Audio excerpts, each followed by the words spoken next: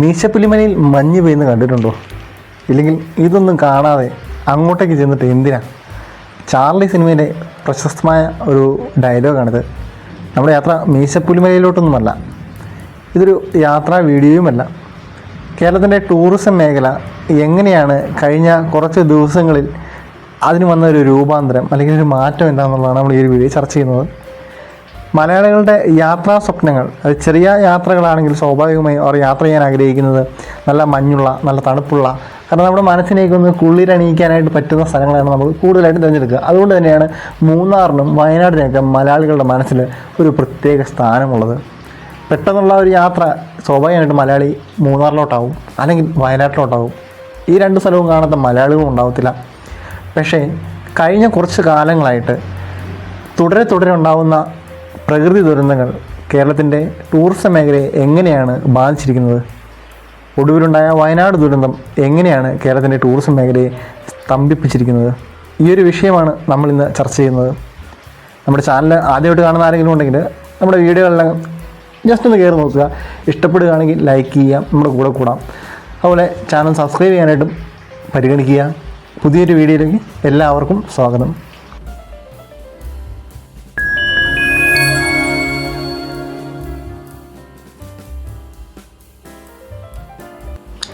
കേരളത്തിൻ്റെ ടൂറിസം മേഖലയോടുള്ള നമ്മൾ നടത്തുന്ന ചെറിയൊരു യാത്രയാണിത്. യാത്രയും ഒരു ചർച്ച അല്ലെങ്കിൽ ഒരു വിശകലനം കൂടിയാണിത്. ഇത് പീരുമേടാണ്. ഇടുക്കിയിലെ പീരുമേടും കുട്ടിക്കാനവും പരുന്തുംപാറയും വാഗമണ്ണും ഇതൊന്നും കാണാത്ത മലയാളികളുണ്ടാവില്ല. നമുക്ക് മുമ്പിലായി വിശാലമായി ഒഴുകി വീഴുന്ന വളഞ്ഞങ്ങാനം വാട്ടർഫാൾസ് അല്ലെങ്കിൽ വളഞ്ഞങ്ങാനം വെള്ളച്ചാട്ടം. ഈ വെള്ളച്ചാട്ടത്തിൻ്റെ കാഴ്ചകൾ ആസ്വദിക്കാൻ കൊതിക്കാത്ത മലയാളി ഉണ്ടാവില്ല. ഇതുപോലെയുള്ള ഒരുപാട് കാഴ്ചകൾ കൊണ്ട് നിറഞ്ഞ ഒരു സ്ഥലമാണ് ഇടുക്കി. അതുകൊണ്ട് തന്നെയാണ് യാത്രാപ്രേമികൾക്ക് ഏറ്റവും ഇഷ്ടപ്പെട്ട ടൂറിസം ഡെസ്റ്റിനേഷനുകൾ ഒന്നായിട്ട് നമ്മുടെ ഇടുക്കി, മൂന്നാർ, വയനാടെല്ലാം മാറുന്നത്.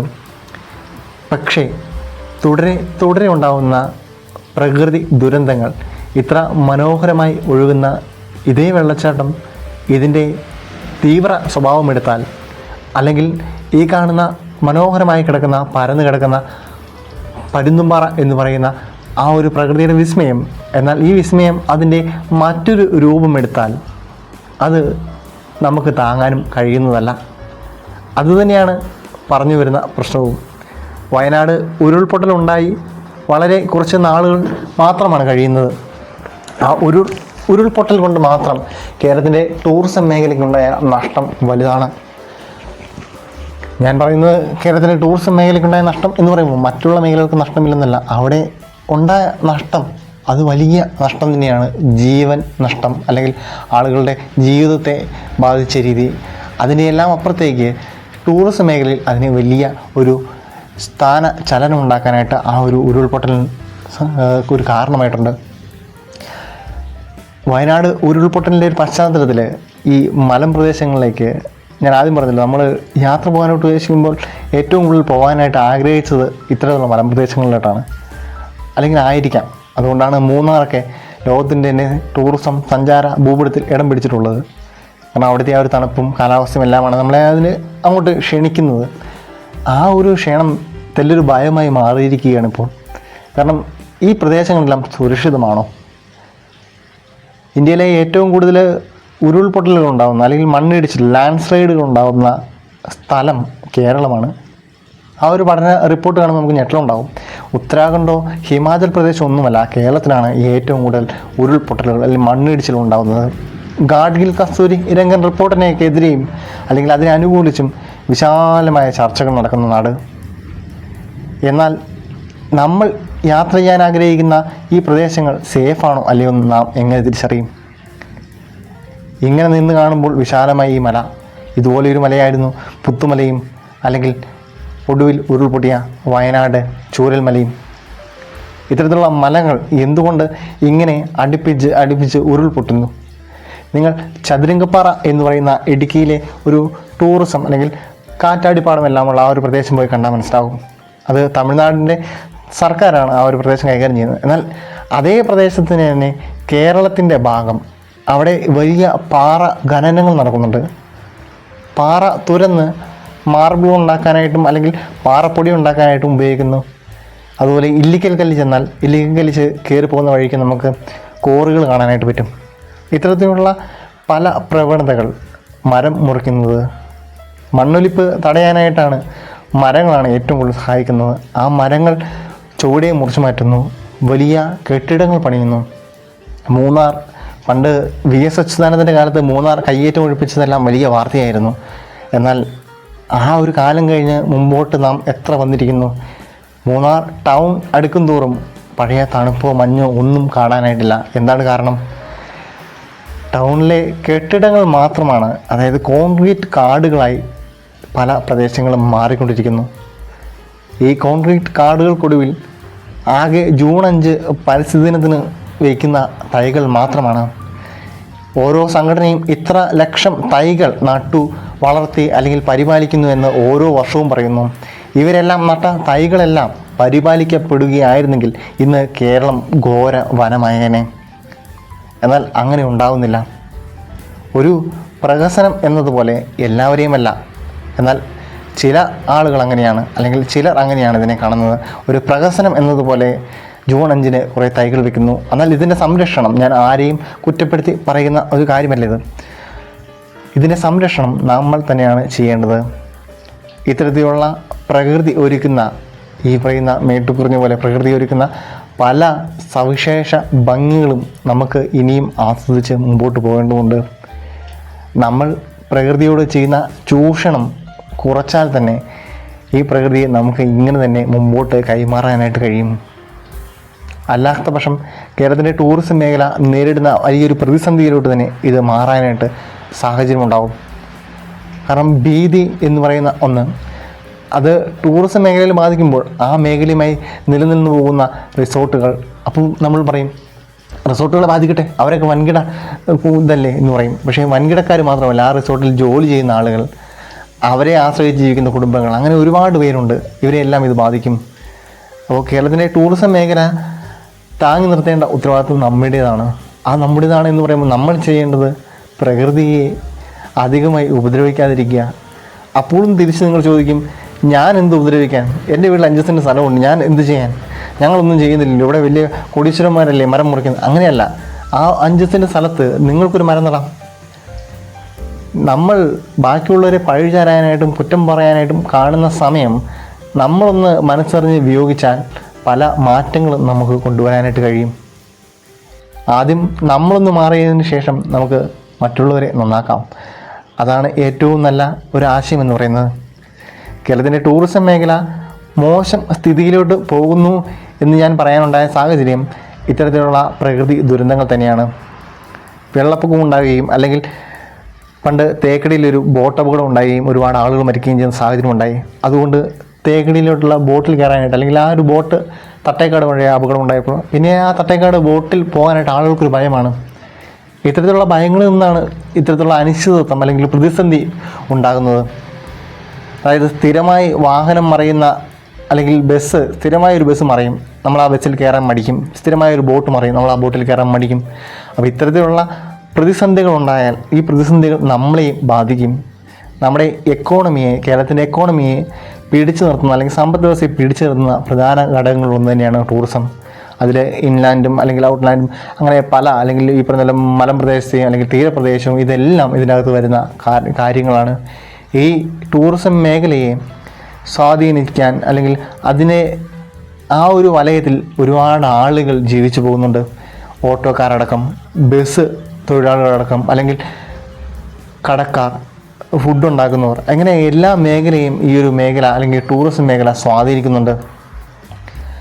അതുകൊണ്ട് തന്നെ ഈ ടൂറിസം മേഖലയ്ക്ക് ഒരു തകർച്ച ഉണ്ടായാൽ ആ ഒരു തകർച്ച കേരളത്തിൻ്റെ സമ്പദ് വ്യവസ്ഥയെ നല്ല രീതിയിൽ ബാധിക്കും. പറഞ്ഞു വരുന്നത്, അങ്ങനെ ഒരു തകർച്ച ഉണ്ടാവാതിരിക്കാൻ നമ്മൾ ചെയ്യേണ്ടത്, അല്ലെങ്കിൽ നമുക്ക് അറിയാവുന്ന ആളുകളെടുത്ത് നമ്മൾ ഷെയർ ചെയ്യേണ്ടത്, കേരളത്തിൻ്റെ ടൂറിസം മേഖല മോശം അവസ്ഥയിലല്ല, അല്ലെങ്കിൽ ഇവിടെ സേഫാണ്, നിങ്ങളെല്ലാവരും ഇങ്ങോട്ട് വരൂ എന്ന് പറഞ്ഞ് നമ്മൾ സ്റ്റാറ്റസ് എടുക്കുന്നതിന് അപ്പുറമായിട്ട് അതെല്ലാം ഒരു ഷോർട്ടർ സ്കെയിലുള്ള നടപടികളായിട്ടാണ് ഞാൻ കാണുന്നത്. ലാർജർ സ്കെയിലിൽ, അല്ലെങ്കിൽ ദീർഘകാലത്തേക്ക് നമ്മൾ ചിന്തിച്ചാൽ മനസ്സിലാക്കേണ്ട ആത്യന്തികമായ പ്രശ്നം പ്രകൃതിയോട് നമ്മൾ ചെയ്യുന്ന ക്രൂരത തന്നെയാണ്. നമ്മൾ എന്ന് പറയുമ്പോൾ ഞാൻ ഒന്നും ചെയ്യുന്നില്ല എന്നുള്ള ധാരണ വേണ്ട. ചെയ്യുന്ന ആളുകൾ അത് ചെയ്തുകൊണ്ടിരിക്കുന്നു. സർക്കാർ തലത്തിൽ അതിനുള്ള നടപടികൾ ഉണ്ടാവണം. ഗാഡ്ഗിൽ കസ്തൂരംഗൻ റിപ്പോർട്ടുകൾ നടപ്പിലാക്കേണ്ടതാണെങ്കിൽ അത് നടപ്പിലാക്കുക. അപ്പോൾ മറ്റൊരു പ്രശ്നം വരും. അതായത് കേരളം ഒരു ഇട്ടാവട്ടമാണ്. അതുകൊണ്ടാണ് ഇവിടെ കേരയിൽ വരുമെന്ന് പറയുമ്പോഴും അല്ലെങ്കിൽ ഇവിടെ 4 വരി പാത വരുമെന്ന് പറയുമ്പോഴും എല്ലാം പ്രതിഷേധങ്ങൾ ഉണ്ടാകുന്നത്. കാരണം ഇവിടെ ആളുകളെ മാറ്റിപ്പാർപ്പിക്കാൻ തമിഴ്നാട് പോലെയൊരു സ്ഥലവും നമുക്കില്ല. കാരണം തമിഴ്നാട് അറിയാം വിശാലമായൊരു പ്രദേശമാണ്. അവിടെ ആളുകളെ മാറ്റിപ്പാർപ്പിക്കാൻ വിശാലമായ സ്ഥലങ്ങളുണ്ട് തമിഴ്നാട്. അതുകൊണ്ട് തന്നെ അവർക്ക് നല്ല ഒരു സ്പേഷ്യസ് ആണ്. കേരളം അങ്ങനെയാണ്. നമുക്ക് അറിയാം ഒരു പാവയ്ക്ക ഷേപ്പിൽ നീളത്തിൽ കിടക്കുന്നൊരു പ്രദേശം. അതോ നല്ല ജനസംഖ്യയുടെ കാര്യത്തിൽ നല്ല ജനസംഖ്യയും നിബിഡമായ സ്ഥലങ്ങളും. ഒരു പ്രദേശം മുഴുവൻ വനം, മറ്റൊരു പ്രദേശം മുഴുവൻ തീരപ്രദേശം. ഈ തീരത്താണ് ഏറ്റവും കൂടുതൽ പോപ്പുലേഷൻ ഉള്ളത്. ഒരു കടൽക്ഷോഭമുണ്ടായാൽ, ഒരു സുനാമി ഉണ്ടായാൽ ഇത് ഏറ്റവും കൂടുതൽ ബാധിക്കുന്നത് നമ്മളെ തന്നെയാണ്. ഈ വയനാട് ദുരന്തമുണ്ടായപ്പോൾ അവിടെ അത്രയും വീഴുള്ളതുകൊണ്ടാണ് അവിടെ അത്രയും മരണസംഖ്യ ഉയരാൻ കാരണമായത്. കാരണം കേരളം നിബിഡമാണ്, ജനസംഖ്യ നിബിഡമായ ഒരു സംസ്ഥാനം കൂടിയാണ് കേരളം. അപ്പോൾ അതുകൊണ്ട് നമ്മൾ മനസ്സിലാക്കേണ്ട കാര്യങ്ങൾ നമ്മൾ മനസ്സിലാക്കുകയും സർക്കാരും അല്ലെങ്കിൽ സർക്കാർ തലത്തിൽ ചെയ്യേണ്ട കാര്യങ്ങൾ അവർ ചെയ്യുകയും ചെയ്യുക. പറയുമ്പോൾ ഇടുക്കിയിൽ ഇപ്പോൾ ഞാനടക്കമുള്ള ആളുകൾ ഇടുക്കിയിൽ താമസിക്കുന്ന ആളുകളാണ്. ഇടുക്കിയിലുള്ള ആളുകൾ അവിടെ നിന്ന് വിട്ടുമാറി പോരാനായിട്ട്, അതായത് സ്വന്തം ജനിച്ച നാടും ജനിച്ച മണ്ണും വിട്ട് ഒരാളും വരാൻ തയ്യാറാകില്ല. മരിച്ചാൽ ഇവിടെ കിടന്ന് മരിക്കുമെന്ന് പറയും. പക്ഷേ ഒരു ദുരന്തം വന്നു കഴിയുമ്പോൾ നമ്മൾ ഈ പറഞ്ഞ പോലെ പെട്ടെന്ന് ഭരിക്കുന്ന സർക്കാരിനെ പഴിചാരും. അങ്ങനെയല്ല, നമ്മൾ ചെയ്യേണ്ട കാര്യങ്ങൾ നമ്മൾ ആദ്യം ചെയ്യുക. നമ്മൾ ചെയ്യേണ്ട കാര്യം പെട്ടെന്ന് നമുക്ക് അവിടെ നിന്ന് മാറുക എന്നുള്ളത് പോസിബിൾ അല്ല. പക്ഷെ നമ്മളത് ഒരു ദീർഘകാല അടിസ്ഥാനത്തിൽ ചിന്തിക്കുക. ഇതെല്ലാം നമ്മൾ ചിന്തിക്കേണ്ട കാര്യങ്ങൾ തന്നെയാണ്. അത് ഇന്നിന്ന പ്രശ്നങ്ങൾ കൊണ്ട് നമ്മളത് ഒഴിവാക്കി നിർത്തിയിട്ട് കാര്യമില്ല. മനസ്സിലാക്കുക, ഈ ഒരു പ്രദേശം ഉരുൾപൊട്ടൽ ഭീഷണി ഉള്ളതാണ്. നമുക്കറിയാം, ഇല്ല ഇവിടെ സേഫാണ്, ഇവിടെ ഒരു കുഴപ്പമില്ല. ഓരോ ജില്ലക്കാരും, ഇപ്പോൾ തിരുവനന്തപുരം ജില്ല, നമ്മൾ ഈ കാണുന്ന ഈ ഒരു KSRTC ബസ് തിരുവനന്തപുരത്തെ വീതിയിലൂടെയാണ് യാത്ര ചെയ്യുന്നത്. അപ്പോൾ തിരുവനന്തപുരംകാരോട് ചോദിച്ചാൽ പറയും, ഞങ്ങൾ സേഫാണ്. അവരുടെ ഒരു തനതായ സ്ലാങ്ങിൽ അവർ പറയും ഇവിടെ പ്രശ്നമൊന്നുമില്ല, മുല്ലപ്പെരിയാർ റൂട്ടുകളിൽ ഞങ്ങൾക്ക് പ്രശ്നമൊന്നുമില്ലെന്ന് പറയും. എന്നാൽ അങ്ങനെയല്ല. പ്രശ്നങ്ങൾ 2018 പ്രളയം ഉണ്ടായപ്പോൾ നിങ്ങൾ വിചാരിച്ച സ്ഥലങ്ങളാണ് വെള്ളം കയറിയത്. നമ്മൾ ഒരിക്കൽ പോലും കരുതാത്ത പല പ്രദേശങ്ങളിലും വെള്ളം കയറിയുണ്ടായി. അതിൻ്റെ അപകട ഭീഷണി ഉണ്ടാവുകയുണ്ടായി. അപ്പോൾ അത്തരത്തിലുള്ള പ്രദേശങ്ങളിൽ നിന്ന് മാറി താമസിക്കാൻ അല്ലെങ്കിൽ മാറ്റി പാർപ്പിക്കാൻ സർക്കാർ സംവിധാനങ്ങൾ ഉണ്ടാകുകയും ആ സംവിധാനങ്ങളോട് ജനങ്ങൾ പോസിറ്റീവായി പ്രതികരിക്കുകയും വേണം. അല്ലാത്ത പക്ഷം ഈ ദുരന്തങ്ങൾ ഉണ്ടായതിന് ശേഷമുള്ള ദുരന്ത നിവാരണവും അല്ലെങ്കിൽ അതിൻ്റെ ദുരിതാശ്വാസവും നടത്തിപ്പിനേക്കാൾ സുഗമമായി നമുക്ക് ചെയ്യാൻ കഴിയുന്ന കാര്യങ്ങളാണ്. കാരണം ഒരു ഇട്ടാവട്ടം എന്ന് പറഞ്ഞാൽ പോലും ഇവിടെ മറ്റൊരു രീതിയിൽ നമുക്ക് ചിന്തിച്ചാൽ, ഇവിടുത്തെ ജനങ്ങളും കൂടെ നിന്നാൽ നമുക്ക് ഈ ഒരു പ്രതിസന്ധിയെ മറികടക്കാനായിട്ട് പറ്റും. ഈ എല്ലാ പ്രതിസന്ധിയും മറികടന്ന് ഈ ഒരു ബസ്സിൻ്റെ യാത്ര പോലെ സുഗമമായ ഒരു യാത്രയായി നമ്മുടെ എല്ലാം ജീവിതത്തെ മാറ്റിമറിക്കാനായിട്ട് കഴിയും. കളക്ഷനില്ലാത്ത KSRTC ബസ്സിൻ്റെ അവസ്ഥ പോലെ ആവരുതെങ്കിൽ നമ്മളും നമ്മുടെ ജീവിതങ്ങളെപ്പറ്റി, നമ്മുടെ ചുറ്റുപാടുകളെപ്പറ്റി കൃത്യമായ ബോധമുണ്ടാവണം. കുത്തിയൊഴുകുന്ന വെള്ളച്ചാട്ടമാണ് വാളറ, ഇടുക്കിയിലെ വാളറ വെള്ളച്ചാട്ടം. ഇതുപോലുള്ള മനോഹര കാഴ്ചകൾ ഇങ്ങനെ തന്നെ തുടർന്നു പോകണം.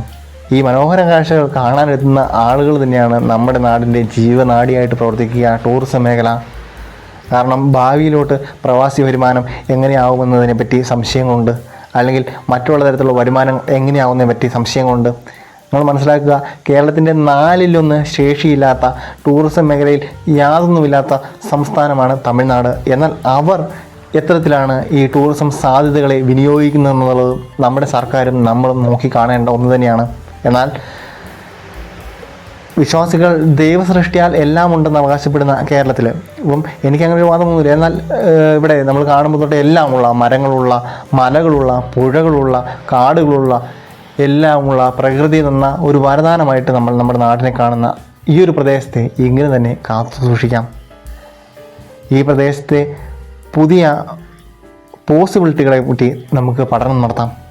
ഈ പഠനങ്ങളിലൂടെ നമ്മുടെ പ്രദേശവും നമ്മളും ഈ ഒരു എക്കണോമിക്കൽ സ്കെയിലിൽ വളരാനായിട്ട് കഴിയും. അതിനുള്ള ഏറ്റവും കൂടുതൽ ശേഷിയുള്ള, എന്നാൽ അത് തീരെ ഉപയോഗിക്കാത്ത ഒരു സംസ്ഥാനമാണ് കേരളം. അത് ഇവിടുത്തെ ജനങ്ങളും സർക്കാരും മാറി ചിന്തിക്കേണ്ടിയിരിക്കുന്നു. ഇവിടുത്തെ സർക്കാരുകൾ അത് മാറി ചിന്തിക്കുന്നില്ലെങ്കിൽ അവരെ മാറ്റി നിർത്തി പുതിയ രീതികളിലേക്ക് ജനങ്ങൾ കിടക്കേണ്ട സമയം കഴിഞ്ഞിരിക്കുന്നു. സമൂലമായ പരിഷ്കരണങ്ങൾ എല്ലാ മേഖലയിലും, സിനിമാ മേഖലയിൽ നടക്കുന്നതിനുള്ള പരിഷ്കരണങ്ങൾ നടക്കുന്ന കാലമാണ്. എല്ലാ മേഖലയിലും വലിയ പരിഷ്കരണം ഉണ്ടാവുമെന്ന് പ്രതീക്ഷിക്കാം. കേരളത്തിൻ്റെ ടൂറിസം മേഖല തിരിച്ചു വരുമെന്നും ആ തിരിച്ചു വരവിന് നമ്മളാൽ ചെയ്യാൻ കഴിയുന്ന കാര്യങ്ങൾ നമ്മളാൽ ചെയ്യാൻ കഴിയുമെന്നും പറഞ്ഞുകൊണ്ട് ഈ ഒരു യാത്ര അവസാനിപ്പിക്കുകയാണ്. വീഡിയോ ഇഷ്ടമായ ലൈക്ക് ചെയ്യാം, നിങ്ങളുടെ അഭിപ്രായങ്ങൾ കമൻറ്റായി രേഖപ്പെടുത്താം. അതുപോലെ സബ്സ്ക്രൈബ് ചെയ്യാനും ശ്രദ്ധിക്കുക, അല്ലെങ്കിൽ ശ്രമിക്കുക ഇഷ്ടപ്പെട്ടാൽ മാത്രം.